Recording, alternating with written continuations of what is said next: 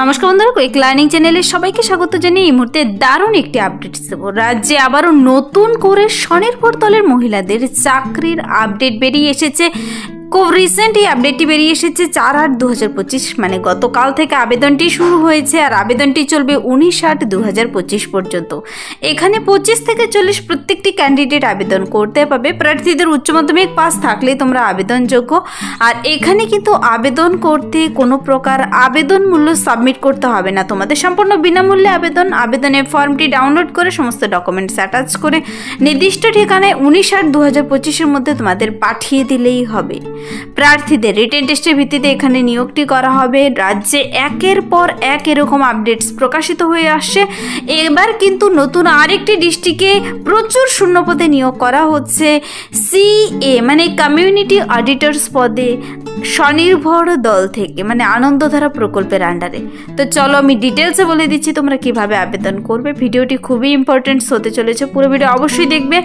আর যারা এখানে চ্যানেলে নতুন, এরকম প্রতিনিয়ত প্রতিটি ডিস্ট্রিক্টের সরকারি বেসরকারি সমস্ত আপডেটস সবার আগে পাওয়ার জন্য আমার এই চ্যানেল কুইক লার্নিংকে সাবস্ক্রাইব করতে ভুলো না। চলো আমি দেখিয়ে দিচ্ছি অফিসিয়াল নোটিশটি। অনস্ক্রিনে নোটিশটি দেখতে পাচ্ছ, নোটিশটির মেমো নাম্বার আর ডেট দেওয়া রয়েছে। এখানে কিন্তু প্রার্থীদের আবারও নতুন করে আনন্দধারা প্রকল্পের আন্ডারে কমিউনিটি অডিটর্স পদে CA পদে নিয়োগ করা হচ্ছে ডিস্ট্রিক্ট মিশন ম্যানেজমেন্ট ইউনিটের তরফে DMMUর আন্ডারে। এখানে তোমরা ইন্ডিয়ান সিটিজেন হলে আবেদন করতে পারবে। আর বেশ কিছু ক্রাইটেরিয়া বলা হয়েছে, প্রত্যেকটা ডিটেলসে আলোচনা করব। তবে সব থেকে যে মজার পয়েন্টগুলো দেখে নাও। There is no application fee, কোনো আবেদন মূল্য জমা করতে হবে না, সম্পূর্ণ অফলাইনে নিজের হাতে গিয়ে জমা করে আসতে হবে। প্রার্থীদের এখানে বয়সটি থাকতে হবে 25 থেকে মিনিমাম 25 আর ম্যাক্সিমাম 40 বছর বয়সের মধ্যে। তবে তোমাদের কিন্তু এজ প্রুফ হিসেবে মাধ্যমিকের অ্যাডমিট কার্ড জমা করতে হবে বলে দেওয়া রয়েছে। দেখো প্রার্থীদের এখানে আবেদনটি কিভাবে সাবমিট করবে। তোমাদের start date of submission of application বলা হয়েছে 4 আগস্ট 2025 আর last date of submission of application is 19 August 2025। প্রার্থীদের কিন্তু রিটেন টেস্ট, তারপর কম্পিউটার টেস্ট আর ইন্টারভিউর ভিত্তিতে ডাইরেক্ট নিয়োগ করে নেওয়া হবে। তোমাদের 40 বছর বয়সের মধ্যে প্রত্যেকটি ক্যান্ডিডেট আবেদনযোগ্য। অবশ্যই ফিজিক্যালি ফিট হতে হবে। প্রার্থীদের আবেদনটি করার জন্য অ্যাপ্লিকেশন ফর্ম বেরিয়েছে। Application form for the post of community auditors for DMMU। তো কমিউনিটি অডিটর্স পদে এবার নিয়োগ করা হচ্ছে স্বনির্ভর দলের মহিলাদের। তোমরা প্রত্যেকেই আবেদন করতে পারবে। দেখো এখানে অ্যাপ্লিকেশন ফর্মটি কিন্তু 2 পাতার, তোমাকে 2 পাতাই ডাউনলোড করে নিতে হবে, সাথে সমস্ত ডকুমেন্টস অ্যাটাচ করে 19 তারিখের মধ্যে নির্দিষ্ট ঠিকানায় পাঠিয়ে দিতে হবে। আমি ঠিকানা, ডেট, টাইম সব কিছু বলে দিচ্ছি। স্বনির্ভর দল থেকে গ্রামে গ্রামে কিন্তু নিয়োগ করা হচ্ছে। প্রত্যেকটির আপডেটস কিন্তু এই চ্যানেল থেকে সবার আগে দিয়ে দেওয়া হয়। এরকম কিন্তু বেশ কিছু আপডেটস নিয়ে অলরেডি চ্যানেলে ভিডিও আপলোড করা আছে, কিন্তু এই নোটিশটি গতকালই আবার শুরু হয়েছে নতুন করে। এখানে শূন্যপদ রয়েছে 61, মানে 61টি ভ্যাকান্সি রয়েছে। 61 জন মহিলা একসঙ্গে নিয়োগ করা হবে।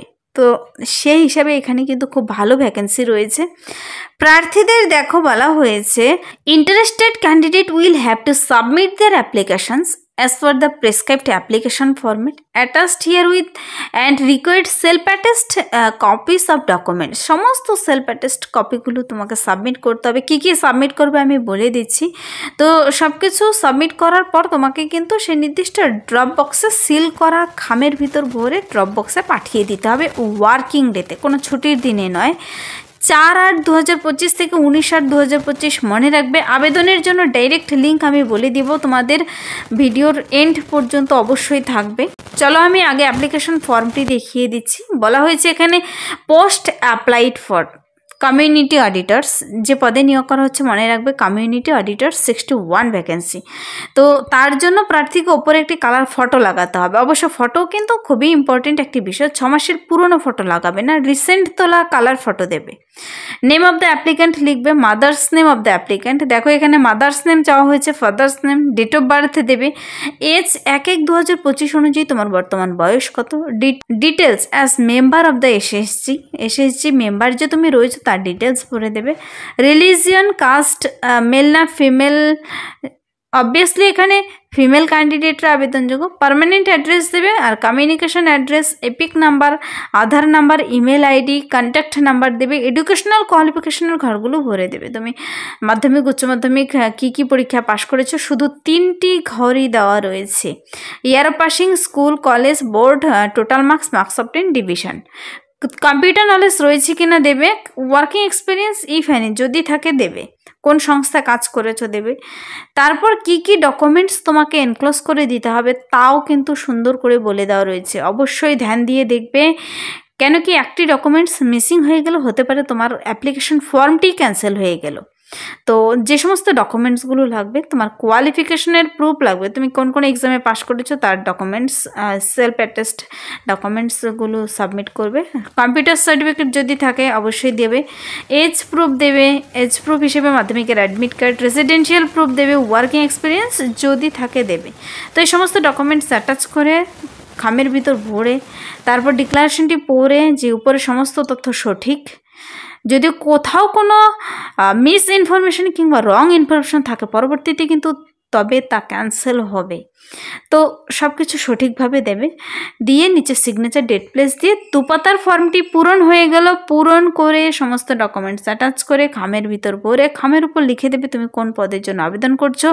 ওয়ার্কিং ডেতে 19/8/2025, 19 তারিখ মঙ্গলবার। তোমাদের কিন্তু 19 তারিখের মধ্যে বেশ কিছুদিন সময় রয়েছে হাতে। এই আগস্টের মধ্যে তোমাকে 19 তারিখের মধ্যে আবেদনটি কমপ্লিট করে দিতে হবে।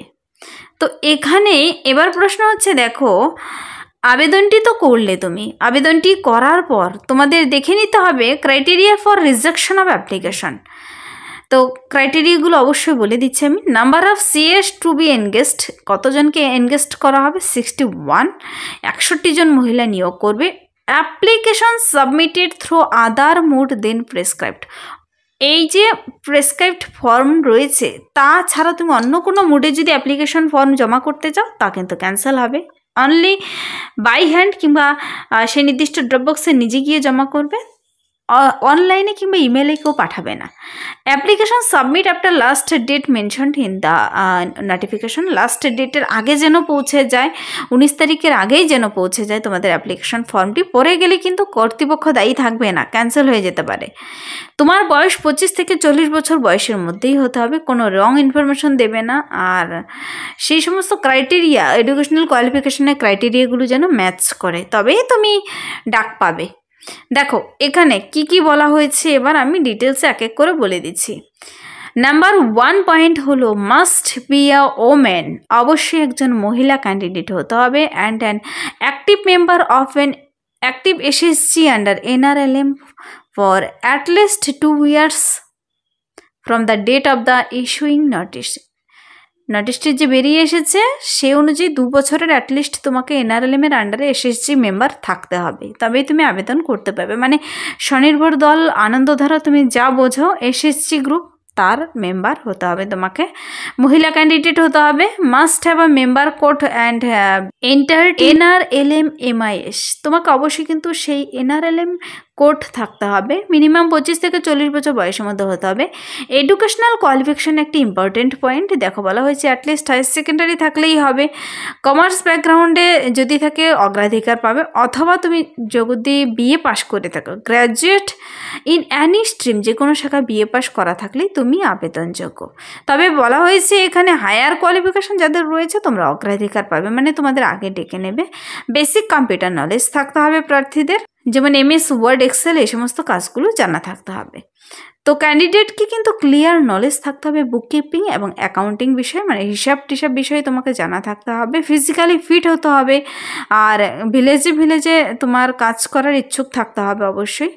প্রার্থীদের এখানে কিন্তু আবেদনপত্রটি কোন ঠিকানায় জমা করবে এটাও একটি খুবই ইম্পর্টেন্ট পয়েন্ট। দেখো আবেদনপত্র জমা করার ঠিকানা হলো এই যে মুখবন্ধ খামের ভিতর সিল করা খামের এই নির্দিষ্ট ড্রপবক্সে পাঠাতে হবে। DRDC office, KNC road, Angana building, Barasat, Kolkata 700124। All working ডেতে government of West Bengal only during office hour পাঠাতে হবে তোমাদের। 19/8/2025 মধ্যে গতকাল থেকে শুরু হয়েছে।